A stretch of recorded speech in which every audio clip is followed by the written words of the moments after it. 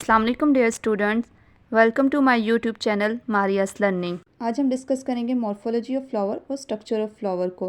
तो फिर स्टार्ट करते हैं without wasting of time. Plants में दो तरह के ऑर्गन्स होते हैं, वेजिटेटिव ऑर्गन और रिप्रोडक्टिव ऑर्गन। वेजिटेटिव ऑर्गन्स में शामिल होते हैं रूट्स, स्टेम और लीफ, और रिप्रोडक्टिव ऑर्गन्स में शामिल होते हैं फ्लावर्स।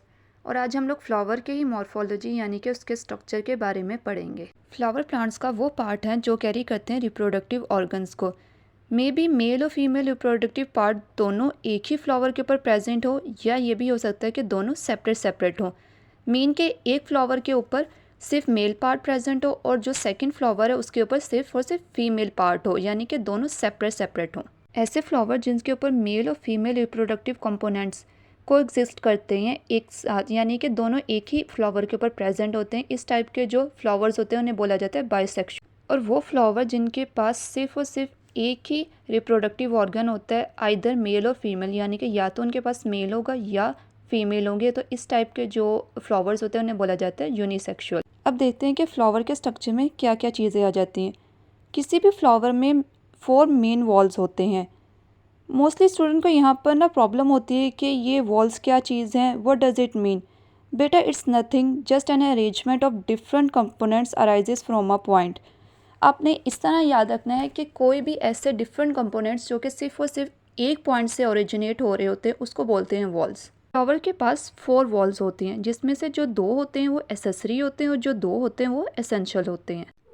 एसेसरी वॉल्स वो होते हैं जो कि सेक्सुअल रिप्रोडक्शन में कोई भी रोल प्ले नहीं करते। They are not directly involve in the reproduction. अगर ये नहीं भी प्रेजेंट होंगे तब भी जो फ्लावर है वो रिप्रोड्यूस करेगा। इसमें आ जाते हैं कैलिक्स और करोला। वॉल्स वो होते हैं जो कि सेक्सुअल रिप्रोडक्शन के अंदर डायरेक्टली इन्वॉल्व होते हैं। अगर तो ये एब्सेंट होंगे, इनके बगैर रिप्रोडक्शन पॉसिबल ही नहीं है। इसमें आ जाते हैं एंड्रोशियम और gynoecium.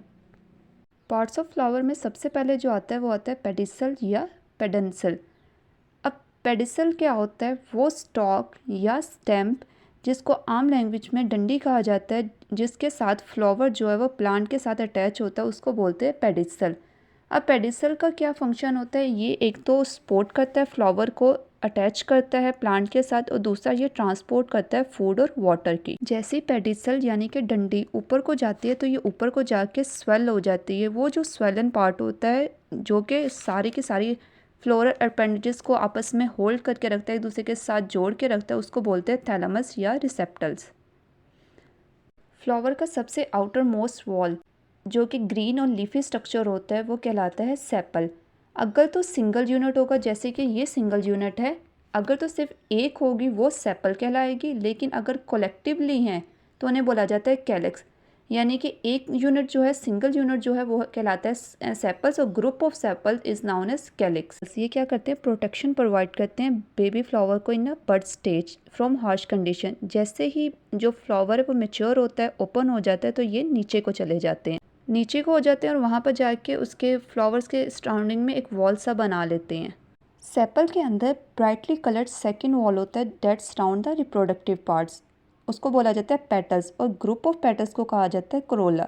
Single unit is a petal and group of petals is Corolla. अब इनके फंक्शन क्या है, एक तो ये अट्रैक्शन प्रोवाइड करते हैं, क्योंकि ये ब्राइटली कलर के होते हैं, डिफरेंट कलर के होते हैं, तो ये अट्रैक्ट करते हैं हनी बीज को, बर्ड्स को और दूसरे पॉलिनेटर्स को, और इस तरह फिर उनके ज़रिए पोलिनेशन हो सकती है। और सेकेंड इसका फंक्शन है प्रोटेक्शन प्रोवाइड करते हैं फ्लावर के रिप्रोडक्टिव ऑर्गन्स को। यहाँ दो टर्म्स बहुत कंफ्यूज करती हैं और आप स्टूडेंट्स को याद नहीं रहता कि कैलिक्स जो है वो सेपल्स का ग्रुप होता है या पेटल्स। तो इसको याद करने का सबसे इजी ट्रिक ये है, देखें पेटल्स जो होती हैं वो कलरफुल होती हैं। अब जो ग्रुप ऑफ पेटल्स होता है वो करोला कहलाता है। कलर और करोला दोनों टर्म्स मिलती जुलती हैं, तो अब आपने याद रखना है कलर से Corolla and Corolla is the group of petals, calyx is the group of sepal. Simple trick है, बस आपने कलर से करोला याद रखना है। करोला के बाद स्टार्ट हो जाता है थर्ड वॉल और essential whorl, that is androecium. ये फ्लावर का मेल रिप्रोडक्टिव पार्ट होता है। फ्लावर का मेल पार्ट स्टेमन कहलाता है। Single unit is a stamen and multiple stamen और group of stamen is androecium. Stamen के 2 पार्ट्स होते हैं, एक होता है anther and second one is a filament. Anther stamen का टॉप मोस्ट पार्ट होता है जहाँ पर मेल गैमीट्स, जिन्हें पोलन केन्स भी कहते हैं, वो प्रोड्यूस होते हैं। इसके 2 लोब्स होते हैं। इससे नीचे आ जाता है फिलामेंट, लॉन्ग स्पोर्टिंग स्ट्रक्चर जो कि जाके थैलेमस के साथ अटैच होता है और ये एंथर को होल्ड करके रखता है अपनी पोजीशन के ऊपर और इसको मोर अवेलेबल बनाता है बीज के लिए, बर्ड्स के लिए और दूसरे पॉलिनेटर्स के लिए, क्योंकि एंथर के अंदर पोलन्स प्रोड्यूस होते हैं। जब वो पॉलिनेटर्स के ऊपर आके बैठते हैं तो उनके साथ ये पोलिनेशन का प्रोसेस स्टार्ट हो जाता है। इसके बाद आ जाता है इनर मोस्ट वॉल या fourth wall, that is gynoecium. ये फीमेल पार्ट होता है फ्लावर का और इस अगर सिंगल यूनिट होगा तो उसको कार्पल कहते हैं। मल्टीपल कार्पल्स और ग्रुप ऑफ कार्पल्स गायनेशियम कहलाते हैं। अब ये जो कार्पल है वो मिडल में लोकेटेड होते हैं, यानी कि मिडल में प्रेजेंट होते हैं, किसी भी फ्लावर के मिडल में प्रेजेंट होते हैं। और जो बाकी 3 वॉल्स होते हैं जैसे कि एंड्रोशियम, वो इससे बाहर होते हैं, वो इसको सराउंड करते हैं। फिर उसके बाद आ जाते हैं कोरोला, फिर उसके बाद आ जाता है सेपस, यानी कि सब ने इसको सराउंड किया होता है और उसको प्रोटेक्शन प्रोवाइड कर रहे होते हैं। कार्पल या पिस्टल, कार्पल के लिए पिस्टल की टर्म भी यूज़ करते हैं, लेकिन एक्चुअली जो पिस्टल है वो रेफर्स करती है quantity of carpels in a flower. Sometimes क्या होता है कि एक ही फ्लावर के अंदर एक से ज़्यादा कार्पल प्रेजेंट होते हैं, तो तब उसे कहा जाता है पिस्टल। पिस्टल और कार्पल सेम टर्म्स यूज़ होते हैं फीमेल पार्ट्स के लिए। अब जो कार्पल है वो कंसिस्ट करता है, डिवाइडेड होता है 3 पार्ट्स के अंदर, stigma, style and ovary. Stigma carpel का टॉप मोस्ट पार्ट होता है जहाँ पर आके पोलन ग्रेन्स जो होते हैं वो एडहेयर हो जाते हैं, ये कैप्चर करता है पोलन्स को। उसके बाद स्टार्ट हो जाता है स्टाइल। स्टाइल एक लॉन्ग ट्यूब होती है जो कि स्टिग्मा और ओवरी के दरमियान में प्रेजेंट होती है। वो तमाम पोलन ग्रेन्स जो कि स्टिग्मा के ऊपर आके एडहेयर हुए होते हैं वो क्या करते हैं, वो स्टाइल के ज़रिए ट्रैवल करते हैं और ओवरी तक पहुंचते हैं ताकि वहां पर जाके फर्टिलाइजेशन हो सके। स्टाइल के बाद आती है ओवरी। ओवरी जो होती है वो कार्पल की बेस में प्रेजेंट होती है। ओवरी क्या करती है, वो प्रोटेक्ट करती है ओव्यूल या फीमेल गैमीट्स को। अब ये पूरे फ्लावर की एक डायग्राम है, सब पार्ट्स को एक ही जगह इकट्ठा कर दिया गया है। सबसे पहले आ जाता है पेडिसल, इसको पेडेंसल भी बोला जाता है, इसको कॉमन लैंग्वेज में डंडी भी बोला जाता है। इसके साथ पेडिसल के जरिए ही कोई भी फ्लावर प्लांट के साथ अटैच होता है। उसके बाद पेडिसल ही ऊपर को जाती है, ऊपर जाके स्वेल हो जाती है, स्वेलन पार्ट को बोला जाता है थैलेमस या रिसेप्टल। अब थैलेमस क्या करता है कि जितने भी फ्लोरल अपेंडेजेस होती हैं उन सबको होल्ड करके रखता है एक साथ। फिर उसके बाद आ जाता है फर्स्ट वॉल। फर्स्ट वॉल जो होता है वो सेपल्स का होता है और ग्रुप ऑफ सेपल्स को कहा जाता है कैलिक्स। कैलिक्स क्या करते हैं, जब भी कोई भी फ्लावर बर्ड स्टेज में होता है, बेबी फ्लावर होता है, तो ये उसको प्रोटेक्शन प्रोवाइड करते हैं। जैसे ही वो फ्लावर ओपन होता है और मैच्योर हो जाता है तो ये कैलिक्स नीचे की तरफ चले जाते हैं। उससे नेक्स्ट आ जाता है कलरफुल स्ट्रक्चर जिसको पेटल्स कहा जाता है, ग्रुप ऑफ पेटल्स को कहा जाता है कोरोला। ये क्या करते हैं, ये एक तो अट्रैक्ट करते हैं पोलिनेटर्स को पोलिनेशन के लिए, उसके अलावा ये रिप्रोडक्टिव पार्ट्स को प्रोटेक्शन प्रोवाइड करते हैं। उसके बाद थर्ड वॉल्स आ जाता है, that is stamen. Stamen group of stamens को बोला जाता है एंड्रोशियम। अब जो स्टेमन होता है उसके 2 पार्ट्स होते हैं, सबसे ऊपर वाला होता है एंथर, उससे नीचे वाला जो लॉन्ग स्ट्रक्चर होता है उसको बोलते हैं फिलामेंट। उसके बाद सबसे इनर मोस्ट वॉल आ जाता है, डेट इज कार्पल या उसको पिस्टल भी कहा जाता है। इसके 3 पार्ट्स होते हैं, एक सबसे ऊपर वाला होता है स्टिग्मा, फिर उसके बाद होते हैं स्टाइल, स्टाइल के बाद आ जाती है ओवरी।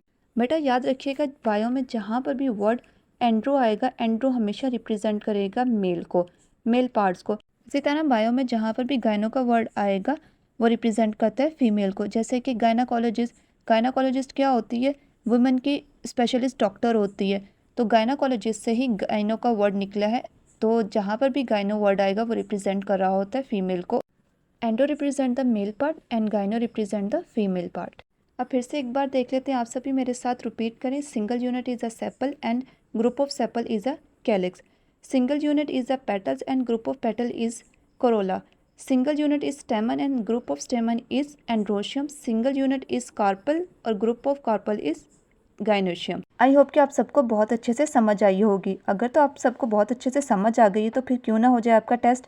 चलें स्टूडेंट, जल्दी से पेपर पेन ले लें, वीडियो को पॉज करें और टेस्ट को सॉल्व करना स्टार्ट करें। फिर मुझे कमेंट सेक्शन में बताएं कि आपके कितने % जो टेस्ट था वो ठीक हुआ। तब तक के लिए मुझे इजाज़त दीजिए। अल्लाह हाफिज़। God bless you.